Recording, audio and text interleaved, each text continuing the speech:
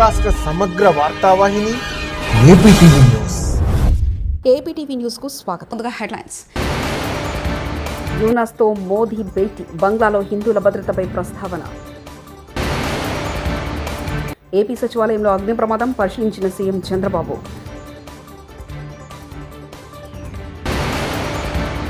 మంగళగిరి అభివృద్ధికి మంత్రి నారా లోకేష్ కీలక నిర్ణయం. జగన్ ఆస్తులు కాజేసిన మేనమామగా చరిత్రలో నిలిచిపోతారు వైఎస్ షర్మిల.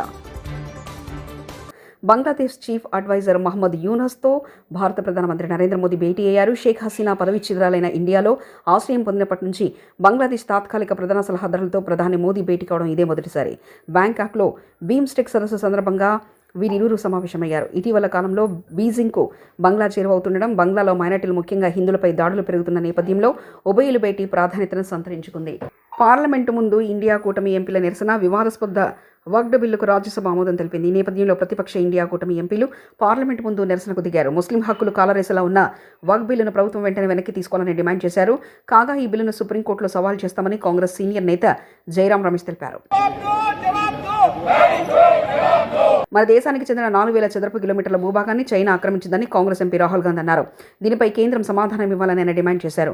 మన భూభాగాన్ని చైనా ఆక్రమిస్తున్న భారత రాయబారి మాత్రం చైనా రాయబారితో కేక్ కట్ చేయించడం ఏంటంటూ విమర్శించారు. It's a known fact that China is sitting on 4,000 square kilometers of our territory. I was shocked some time back to see that our foreign secretary. AP సచివాలయంలో అగ్ని ప్రమాదం జరిగిన ప్రదేశాన్ని సీఎం చంద్రబాబు పరిశీలించారు. 2వ బ్లాక్లో యూపీఎస్ బ్యాటరీ రూమ్ వద్ద శుక్రవారం ఉదయం ఈ ఘటన జరిగిన సంగతి తెలిసిందే. ప్రమాదం జరిగిన తీరుపై అధికారులను సీఎం వివరాలు అడిగి తెలుసుకున్నారు. దీనిపై పూర్తి స్థాయిలో విచారణ చేపట్టాలని ఆదేశించారు. దర్యాప్తు కొనసాగించినట్లు అధికారులు సీఎం చంద్రబాబుకు తెలిపారు.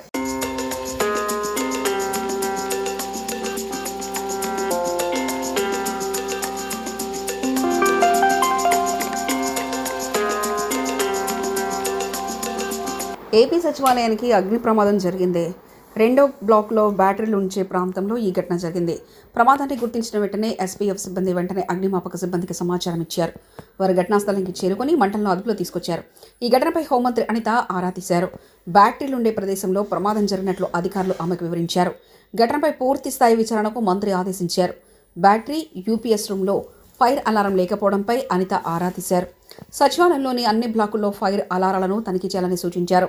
బ్యాటరీస్ ఏదైతే ఉంటాయో ఆ రూమ్ లోని ఎర్లీ మార్నింగ్ 6:30 ఆ టైంకి ఫైర్ యాక్సిడెంట్ జరిగింది.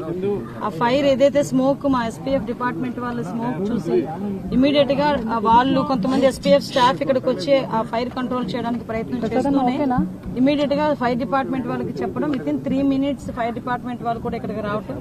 వాళ్ళు వచ్చిన తర్వాత వితిన్ 5 minutes లో ఓవరాల్ గా చెప్పాలంటే ఒక 8 to 10 minutes మధ్యలో ఫైర్ అంతటిని కూడా కంట్రోల్ చేయడం జరిగింది. ఫర్దర్ గా వితిన్ 5 minutes లో ఓవరాల్ గా చెప్పాలంటే ఒక 8 to 10 minutes మధ్యలో ఫైర్ అంతటిని కూడా కంట్రోల్ చేయడం జరిగింది. ఫర్దర్ గా పెద్ద ప్రమాదమే తప్పింది అని అనుకోవాలి. ఎందుకంటే అక్కడ నుంచి కొంత స్మోక్ కూడా పైన ఉన్న ఫ్లోర్ లోకి కూడా వెళ్ళటం, అక్కడ కొన్ని ఏసీలు పాట్ అవ్వడం, అదేవిధంగా బ్యాటరీలన్నీ కూడా కొంచెం ధ్వంసం అవడం కూడా జరిగినాయి. అవన్నీ కూడా ఫైర్ లోని కొంచెం కాలిన దాఖలు కూడా కనిపిస్తున్నాయి. ఇమీడియట్ గా మొత్తం డిపార్ట్మెంట్ వాళ్ళు, జిఏడి వాళ్ళు, అదేవిధంగా సిఆర్డీఏ వాళ్ళు అందరూ కూడా ఇక్కడికి వచ్చి దాని మీద ఏం జరిగిందని ప్రిలిమినరీ రిపోర్ట్ కూడా ఈరోజు షార్ట్ సర్క్యూట్ వల్ల జరిగిందని ప్రిలిమినరీ రిపోర్ట్ కూడా ఇవ్వడం జరిగింది. అయినప్పటికీ కూడా ఇది పోలీస్ డిపార్ట్మెంట్ వాళ్ళకు కూడా అప్పచెప్పి డిపార్ట్మెంట్ వైజ్ గా కూడా దీని మీద క్లియర్ కట్ ఎంక్వైరీ చేయిస్తున్నాం. ఏదైనా ఇది యాక్సిడెంటా, ఇంటెన్షనల్గా ఏదైనా జరిగిందా అన్న కోణంలోని కూడా దేన్ని కూడా చులకనగా తీసుకొని మనం లైట్గా తీసుకుని పక్కన పెట్టట్లా ఇమీడియట్గా దాని మీద ప్రతి ఒక్క విషయంలోని కూడా కూలంకషంగా ఎంక్వైరీ చేసి రిపోర్ట్ ఇవ్వమని కూడా చెప్తున్నాం. ఇప్పుడు ఫోరెన్సిక్ డిపార్ట్మెంట్ వాళ్ళు కూడా ఇప్పుడు వస్తున్నారు. ఫోరెన్సిక్ వాళ్ళు ఇచ్చిన రిపోర్టు, అదేవిధంగా పోలీస్ డిపార్ట్మెంట్ వాళ్ళు ఇచ్చిన రిపోర్టు బేస్ చేసుకొని దాని మీద ఫర్దర్గా చర్యలు అనేది తీసుకుంటాం. ఫర్దర్గా ఇటువంటి ప్రాబ్లం రాకుండా ఇప్పుడే మేము జేడీ వాళ్ళతో కూడా మాట్లాడడం జరిగింది. ఇమీడియట్గా ఫైర్ ఆడిట్ కూడా మేము చేస్తాం. సెక్రటేరియట్ మొత్తం కూడా ఫైర్ ఆడిట్ చేసి ఎక్కడెక్కడ మనకి ప్రికాషనరీ ఏంటేంటి ఉన్నాయి, అలారమింగ్ సిస్టమ్స్ ఎక్కడ ఉన్నాయి, ఎక్కడ పనిచేస్తున్నాయి, ఎక్కడ పని చేయట్లేదు, ఇమీడియట్గా ఆ రిపోర్ట్ కూడా మేము తెప్పించుకొని ఎక్కడ కూడా ఫర్దర్గా కూడా ఎటువంటి యాక్సిడెంట్లు జరగకుండా ఉండే బాధ్యత కూడా మేము తీసుకుంటాం. కాకినాడ జిల్లా గొల్లప్రోలు మండలంలో ఎమ్మెల్సీ నాగబాబు పర్యటించారు. ఈ సందర్భంగా అర్బన్ ప్రాథమిక ఆరోగ్య కేంద్రం అన్నా క్యాంటీన్ను ప్రారంభించారు. ఆయన వెంట కూటమి నేతలు అధిక సంఖ్యలో పాల్గొన్నారు.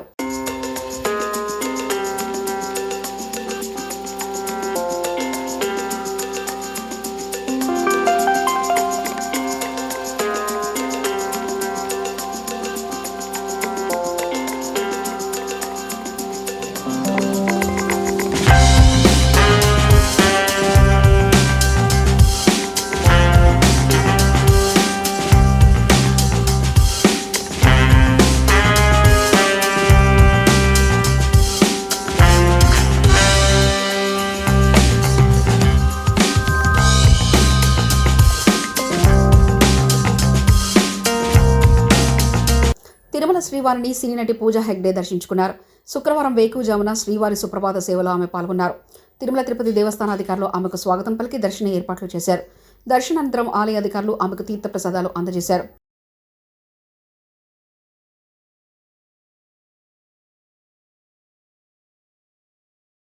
చాలా సంతోషంగా ఉంది. నా మనసులో చాలా టైం నుంచి ఇక్కడ రావడానికి ఒక విష్ ఉంది. అండ్ ఈరోజు చాలా మంచి దర్శనం అయింది నా ఫ్యామిలీతో. నేను యాక్చువల్లీ చాలా లక్కీగా ఉన్నాను. దేవుడు నాకు ఇంత మంచి దర్శనం ఇవ్వడానికి I feel very very blessed and thank you. కొత్త ఇప్పుడు మే 1కి రెట్రో ఫిల్మ్ రిలీజ్ అవుతుంది. Thank you. హైదరాబాద్ నడిబొడ్డులో అటవీ ఉందని నమ్మేవాళ్లు అసలు చదువుకున్నారా? కాంగ్రెస్ ఎంపీ చామల కిరణ్ కుమార్ రెడ్డి బీఆర్ఎస్ వాళ్ళ దెబ్బకు ఢిల్లీలో పడుకున్నా కూడా నెమల సప్పుడొస్తుంది. అసలైన అడవిలోనే జింకలు లేవంటే అక్కడ జింకలున్నాయని అంటున్నారంటూ కాంగ్రెస్ ఎంపీ చామల కిరణ్ కుమార్ రెడ్డి వ్యాఖ్యానించారు. సొంత భూమిలో కాబట్టి నేను ఏమంటున్నా అంటే సప్పుడు వినిపించి ఈ అమ్మాయి వ్యాపారం పాడుగా మొత్తం ఆర్టిఫిషియల్ ఈ డ్రామా తట్టుకోలేకపోతున్నాం. రోజు రాత్రి మాకు కూడా పెట్టుకుంటే ఈడ ఢిల్లీలో వండుకుంటే కూడా అయ్యే సప్పుళ్ళు వస్తున్నాయి వాళ్ళు వేసిన దెబ్బకు. సినీ నటుడు నందమూరి బాలకృష్ణ, మీనాక్షి చౌదరి హైదరాబాద్లోని కుకట్పల్లిలో సందడి చేశారు. కేపీహెచ్పీ కాలనీలో నూతనంగా ఏర్పాటు చేసిన ఓ షాపింగ్ మాల్ ప్రారంభోత్సవ కార్యక్రమంలో వారు పాల్గొన్నారు. అనంతరం మీడియాతో మాట్లాడుతూ సరదా వ్యాఖ్యలు చేశారు. బాలకృష్ణలో సినిమాలో ట్రెండ్ సెట్ చేయాలన్నా దాన్ని తిరగరాలన్నా నందమూరి వాళ్ళేనని వ్యాఖ్యానించారు. మీనాక్షికి హిందీ కవిత చెప్పి అలరించారు. నా సినిమా డైలాగ్ ఉంది ఏంటంటే, నేను కత్తులతో కాదు కంటి చూపుతో చంపేస్తానని. ఇక్కడేమో ఏ చీర విడేసుకున్నా చీరకి అంత వస్తుంది. ఇక్కడ మన మీనాక్షి చౌదరి గారు వాళ్ళు ఏం చేసినా ఒక ప్రత్యేకత ఉంటుంది. అలాగే నేను ఏం చేసినా ఒక ప్రత్యేకత ఉంటుంది. అలాగే ఈవిడ ఏం చేసినా ఒక ప్రత్యేకత ఉంటుంది.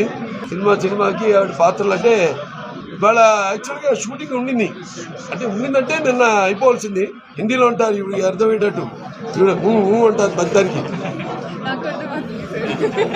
ఊరికేనా ఈవిడ పూర్తి పడిపడి ఎందుకు కాదు జగమువా పూర్తి పడిపడి జగమువా పండిత్ భయాన పోయి ढाई अक्षर प्रेम का पढ़े सो पंडित हुई.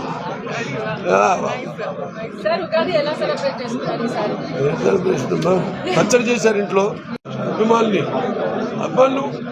కాకుండా తెలుగు జనంగా ఒక ప్రత్యేకత ఉంది. ఇటువంటి మేము చేసిన ప్రయోగాలు ఆదిత్య G6 చేసాం, భైరదీపం చేశాను, అలాగే రకరకాల జోనర్స్. ఎవడన్నా నన్ను అనుకరించాల్సిందే తప్ప ట్రెండ్ సృష్టించాలంటే అది మా నందమూరి వాళ్ళే.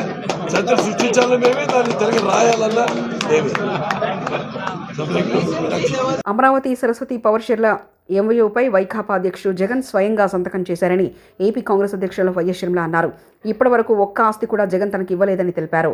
విజయమ్మకు సరస్వతి పవర్ షేర్లకు జగన్ గిఫ్ట్ డీడ్ కింద ఇచ్చారు. ఇచ్చిన షేర్లు మళ్లీ తనకే కావాలని ఆయన కోర్టుకు వెళ్లారు.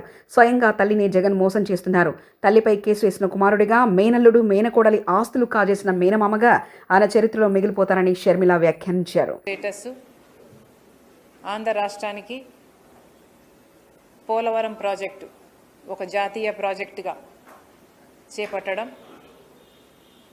ఈ రెండు చాలా ముఖ్యమైన అంశాలైతే మిగతావి ఎన్నో విభజన హామీలు, ఉత్తరాంధ్ర రాయలసీమకు స్పెషల్ ఎకనామిక్ ప్యాకేజెస్ అయితేనేమి, వైజాగ్ చెన్నై ఇండస్ట్రియల్ కారిడార్ అయితేనేమి, రైల్వే జోన్ అయితేనేమి, దుగ్గపట్నం పోర్ట్ అయితేనేమి, కడప స్టీల్ ఫ్యాక్టరీ అయితేనేమి, వైజాగ్కి విజయవాడకి మెట్రో అయితేనేమి, ఇలాంటివి ఎన్నో కూడా ఆంధ్ర రాష్ట్ర ప్రజల హక్కు. ఇది 2014లో ఆంధ్ర రాష్ట్ర ప్రజలకు ఇచ్చిన హక్కులైతే ఈ రోజుటి వరకు 2025లో ఉన్నాం. ఈ రోజుటి వరకు కూడా ఒక్కటంటే ఒక్కటి కూడా రాజధాని నిర్మాణంతో సహా ఒక్కటంటే ఒక్కటి కూడా ఆంధ్ర రాష్ట్ర ప్రజల చేతుల్లో పెట్టిన పాపాన పోలేదు బీజేపీ ప్రభుత్వం. 2014 నుంచి అధికారంలో ఉండి కూడా 2014 నుంచి ఈ రోజుటి వరకు బీజేపీ పార్టీ అధికారంలో ఉంది. మంగళగిరి నియోజకవర్గం ఉండవల్లిలో మన ఇల్లు మన లోకేష్ కార్యక్రమం చేపట్టారు. రెండో రోజు శాశ్వత ఇంటి పట్టాలను విద్యా, ఐటీ, ఎలక్ట్రానిక్స్ శాఖల మంత్రి నారా లోకేష్ అందజేశారు. ఇవాళ నుంచి 12వ తేదీ వరకు నియోజకవర్గంలో మన ఇల్లు మన లోకేష్ కార్యక్రమం జరగనుంది. పేదలకు స్వయంగా శాశ్వత ఇంటి పత్రాలను మంత్రి నారా లోకేష్ పంపిణీ చేస్తున్నారు. ఎర్రబాలెం గ్రామానికి చెందిన 248 మందికి శాశ్వత ఇంటి పట్టాలు పంపిణీ చేశారు. ఇవాళ మధ్యాహ్నం నుంచి నీరుగొండ గ్రామానికి చెందిన 99 మందికి, రత్నాల చెరువుకు చెందిన 199 మందికి శాశ్వత ఇంటి పట్టాలు పంపిణీ చేశారు. మొత్తంగా 546 మంది లబ్ధిదారులకు శాశ్వత ఇంటి పట్టాలు నారా లోకేష్ ఉచితంగా అందజేయనున్నారు. సొంత ఖర్చులతో బట్టలు పెట్టి మరీ లబ్ధిదారులకు ఇంటి పట్టాలను లోకేష్ అందజేస్తున్నారు. ఆనాడు అతి తక్కువ సమయం ఉన్నందుక నేనేంటో మీకు అర్థం లేదు, మీ సమస్యలు ఏంటో నేను తెలుసుకోలేకపోయా. 20 రోజుల్లో నేను వచ్చిన 20 రోజులకి ఎన్నికలు అయిపోయినాయి. 5300 ఓట్లతో ఆనాడు నేను ఓడిపోయా. ఓడిపోయిన రోజు బాధ కలిగింది. రెండో రోజు నుంచి ఆ బాధ, ఆవేదన నాలో కసి పెంచింది. ఇంకా కష్టపడాలి, మంగళగిరి ప్రజల మనసు గెలుచుకోవాలి, ఏ మెజారిటీ అయితే ఓడిపోయానో దాని పక్కన ఒక 0 పెట్టుకుని గెలవాలి అనే లక్ష్యంతో ఓడిపోయిన మరుసటి రోజు నుంచి నేను మీకోసం పనిచేశా. తెలుగుదేశం పార్టీ నాయకత్వంతో దాదాపు 26 సంక్షేమ అభివృద్ధి కార్యక్రమాలు మంగళగిరి ప్రజల కోసం మేము చేస్తాం జరిగింది. మీకు ఆరోగ్యం బాగాలేకపోతే ఎన్టీఆర్ సంజీవిని పేరుతో మంగళగిరిలో ఒక క్లినిక్, తాడేపల్లిలో క్లినిక్, దుగ్గిరాలకు ఒక మొబైల్ క్లినిక్ పెట్టి ఉచితంగా చికిత్స కాదు మందులు కూడా ఈ రోజు కూడా మేము ఇస్తున్నాం.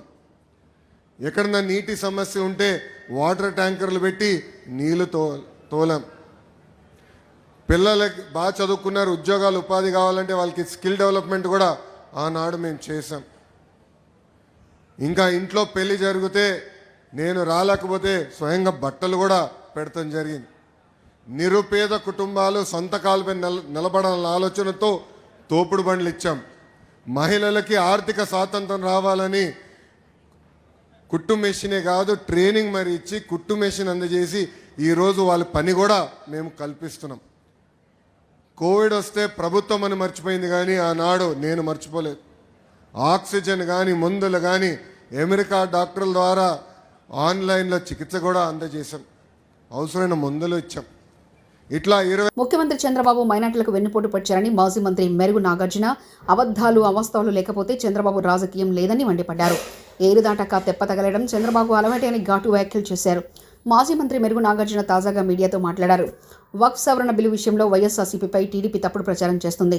టీడీపీ, ఆ పార్టీ అనుకూల సోషల్ మీడియా ఫేక్ ప్రచారాన్ని ఖండిస్తున్నాం. రాజ్యసభలో వైవి సుబ్బారెడ్డి వక్ఫ్ సవరణ బిల్లును వ్యతిరేకిస్తూ చేసిన ప్రసంగం అందరూ చూడండి. దీనిపై ఎల్లో మీడియా తప్పుడు ప్రచారం చేస్తుంది. వక్ఫ్ సవరణ బిల్లుకు మేము వ్యతిరేకిస్తున్నామని వైఎస్ అనేకసార్లు చెప్పారు. వక్ఫ్ సవరణ బిల్లుకు వ్యతిరేకంగా లోక్సభ, రాజ్యసభలో ఓటేశాం. ఎన్టీ రామారావు గారి వెన్నుపోటు దగ్గర నుంచి మొన్నటి అప్పులకు సంబంధించిన అబద్ధాల దాకా ఈరోజు ప్రజలను మోసం చేస్తున్న P4 కార్యక్రమం వరకు అన్ని అబద్ధాలే. ఉదాహరణకి అప్పులకు సంబంధించి ఎన్నికలకు ముందు 14 లక్షల కోట్ల రూపాయల అప్పులున్నాయని చెప్పాడు ప్రచారంలో. ఇప్పుడేమో 10 లక్షల కోట్ల అప్పులున్నాయని చెప్తా ఉన్నాడు. ఆధారాలు చూపేవంటే నో అంటాడు. చివరికి మీరు ప్రవేశపెట్టిన బడ్జెట్లో కేంద్ర ప్రభుత్వం సాక్షాత్తు చెప్పింది 5,62,00,000 కోట్ల రూపాయలు అప్పులున్నాయని చెప్తే మీరేమో అప్పులు అనుకుంటా అప్పుల మీదే బ్రతకాలని చూస్తూ ఉన్నారు. ఇకపోతే రెండవది P4కి సంబంధించి సమాజంలో 20% పేదలు, వాళ్ళకి సంబంధించి 10% బాగా సంపన్నులు ఉన్నారు, వారికి అప్పగిస్తారని చెప్తా ఉన్నాడు. ఈ P4 ఏంటో, ఈ పేదరికం ఏంటో, ఈ సంపన్నులు ఏంటో, అసలు ఎంతమంది ప్రజానీకం ఉన్నారో, ఎంత పేదవారు ఉన్నారో, ఎంతమంది ఇన్కమ్ ట్యాక్స్ కడతా ఉన్నారో ఇప్పటికైనా ప్రజలకు అర్థమయ్యేటట్టు చెప్పండి చంద్రబాబు నాయుడు గారు. రాజమండ్రి ఫార్మసీ విద్యార్థిని నాగాంజలి మృతి చాలా బాధాకరమని వైఎస్ఆర్సీపీ ఆవేదన వ్యక్తం చేసింది. ఫార్మసీ విద్యార్థి విషయంలో ఆమెకు అన్యాయం జరిగింది. చంద్రబాబు ఏం చేశారు? రాష్ట్రంలో ఆడపిల్లలకు అన్యాయం జరిగితే పవన్ కళ్యాణ్ తాట తీస్తా అన్నారు. ఇప్పుడు ఎక్కడున్నారంటూ ప్రశ్నించారు. విద్యార్థిని నాగాంజలి మృతిపై వైఎస్ఆర్సీపీ ఎమ్మెల్సీ వరుదు కళ్యాణ్ని స్పందిస్తూ నాగాంజలి మృతి చాలా బాధాకరం. నరరూప రాక్షసుడి వేధింపులు భరించలేక సూసైడ్ నోట్ రాసి ఆత్మహత్య చేసుకుంది. 12 రోజుల మృత్యుతో పోరాడిన ప్రభుత్వం పట్టించుకోలేదు. అడుగడుగున ప్రభుత్వ నిర్లక్ష్యం కనిపిస్తుంది. నాగాంజలి ఆత్మహత్య చేసుకోవడానికి ఏం సీఎం దీపక్ కారణమని సూసైడ్ నోట్లో రాసింది. దీపక్ పనిచేస్తే కిమ్లోనే 12 రోజులుగా ఉంచితే సరైన వైద్యం ఎక్కడ దొరుకుతుంది? సీఎం, డిప్యూటీ సీఎం, హోంమంత్రి పదవి కనీసం స్పందించలేదు. వైద్యం అందుతుందో లేదో కూడా ఆరా తీయలేదంటూ వ్యాఖ్యానించారు. ఇన్ని రోజులైనా ముఖ్యమంత్రి గారు కానీ, డిప్యూటీ సీఎం గారు కానీ, అలాగే హోమ్ మినిస్టర్ గారు కానీ, ఒక మహిళ అయి ఉండి కూడా హోమ్ మినిస్టర్ గారు కానీ కనీసం ఈ విషయం మీద స్పందించారా? మెరుగైన వైద్యం అందుతుందా లేదా కనీసం కనుక్కున్నారా? ఎటువంటి స్పందన లేదు. అడుగడుగున నిర్లక్ష్యం. ఎంతగా వీళ్ళకి మహిళల పట్ల చులకన భావం ఉంది అనేది అర్థమవుతుంది. ముఖ్యమంత్రి గారు చంద్రబాబు నాయుడు గారు ఆడపిల్లలకి ఈ రాష్ట్రంలో కనుక ఎవరైనా అన్యాయం చేస్తే అదే వాళ్ళకి ఆఖరి రోజు అంటూ మాట్లాడుతూ ఉన్నారు. మరి ఈ ఫార్మసీ విద్యార్థి విషయంలో ఏం చేశారు ముఖ్యమంత్రి గారు? మీరు పక్కనే పోలవరం సందర్శించడానికి వెళ్ళారు ఈ 12 రోజుల్లో. మరి ఈ అమ్మాయిని చూడడానికి వెళ్ళడం కానీ, కుటుంబానికి ధైర్యం చెప్పడం కానీ ఎందుకు మీరు చేయలేదు? అలాగే డిప్యూటీ సీఎం గారైన పవన్ కళ్యాణ్ గారు అయితే ఆడపిల్లలకి అన్యాయం జరిగితే తాట తీస్తానని చెప్పారు. మరి పక్క జిల్లాయే కదా మీది, మీ నియోజకవర్గం. మరి రాజమండ్రిలో ఈ అమ్మాయికి ఎంత అన్యాయం జరిగితే ఆమె లెటర్లో ఎంత దారుణంగా అతను వేధించాడు అనేది అంత చక్కగా ఆమె రాసిపెట్టి చనిపోతే మరి మీరు ఎక్కడ ఆ దీపక్ తాట తీశారు? కనీసం ఆ కుటుంబానికి పరామర్శ చేయడానికైనా వెళ్ళారా మీరు? అంటే మాటలకైనా చేతలకి మీ మాటలు పనిచేయవా? అలాగే హోమ్ మినిస్టర్ గారు ఆవిడైతే ఈ కూటమి ప్రభుత్వం అధికారంలోకి వచ్చింది, ఈ రాష్ట్రంలో ఉన్న ఆడపిల్లలందరూ ప్రశాంతంగా నిద్రపోవచ్చనే స్టేట్మెంట్స్ ఇచ్చారు. అలాంటి వ్యక్తి పక్క జిల్లాయే కదా. మరి ఈమె ఈ సూసైడ్ చేసుకొని 12 రోజులైంది, హాస్పిటల్లో వైద్యం అందుతుంది. కనీసం దీని మీద వెళ్ళి ఆ కుటుంబానికి పరామర్శించడం, ఆ అమ్మాయికి మెరుగైన వైద్యం కోసం ఎటువంటి ఆదేశాలు ఇవ్వడమైనా మీరు చేశారా? అసలు ఈ రాష్ట్రంలో ఆడపిల్లలు ఈ కూటమి ప్రభుత్వం అధికారంలోకి వచ్చే ప్రశాంతంగా నిద్రపోతున్నారా అని నేను అడుగుతూ ఉన్నాను. ఎంత దారుణమా? ఎంతసేపు ఈ కూటమి ప్రభుత్వంలో ముఖ్యమంత్రి గారికైనా, డిప్యూటీ సీఎం గారికైనా, మంత్రులకైనా, ఎమ్మెల్యేలకైనా కామెడీ స్కిట్స్ చూసి నవ్వడం, ఎంజాయ్ చేయడం మీద ఉండే శ్రద్ధ ఇలా ఆడపిల్లల మీద అఘాయిత్యాలు జరుగుతుంటే వాళ్ళకి రక్షించాలి అనే దాని మీద లేని పరిస్థితి క్లియర్గా అర్థమవుతుంది. ఎందుకంటే ఈ కూటమి ప్రభుత్వం అధికారంలోకి వచ్చాక పోలీసుల్ని మహిళల రక్షణ కోసం, ప్రజల రక్షణ కోసం ఉపయోగించట్లేదు. ఎంతసేపు రెడ్ బుక్ రాజ్యాంగం అమలు ఏ విధంగా చేయాలి, ఎలా అపోజిషన్ పార్టీ లీడర్స్ మీద కక్ష సాధింపుకు ఉపయోగించాలి అన్న దాని మీదే దృష్టి పెడుతున్నారు తప్ప ఆడపిల్లల్ని రక్షించడం మీద దృష్టి పెట్టట్లేదు. అందువల్ల ఇలాంటి పనులు చేసే దుర్మార్గులు రోజు రోజుకి భయం లేకుండా పోతుంది. మేము ఎలాంటి దారుణాలు చేసినా, ఆడపిల్లల మీద ఎటువంటి అఘాయిత్యాలు చేసినా మాకు శిక్షలు పడవు ఈ కూటమి ప్రభుత్వంలో అన్న ధైర్యంతో రోజు రోజుకి బరి తెగించి ఇలాంటి సంఘటనలు చేస్తూ ఉండే పరిస్థితి మనం చూస్తూ ఉన్నాం. అలాగే మొన్న విశాఖపట్నంలో తల్లి కూతుర్ల మీద యూనస్తో మోదీ భేటీ, బంగ్లాలో హిందువుల భద్రతపై ప్రస్తావన. ఏపీ సచివాలయంలో అగ్ని ప్రమాదం, పరిశీలించిన సీఎం చంద్రబాబు.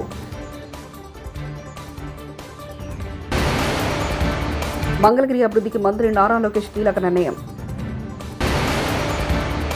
జగన్ ఆస్తులు కాజేసిన మేనమామగా చరిత్రలో నిలిచిపోతారు వైఎస్ షర్మిల. ఇవి బులెటిన్ విశేషాలు. చూస్తూనే ఉండండి ఏపీటీవీ న్యూస్.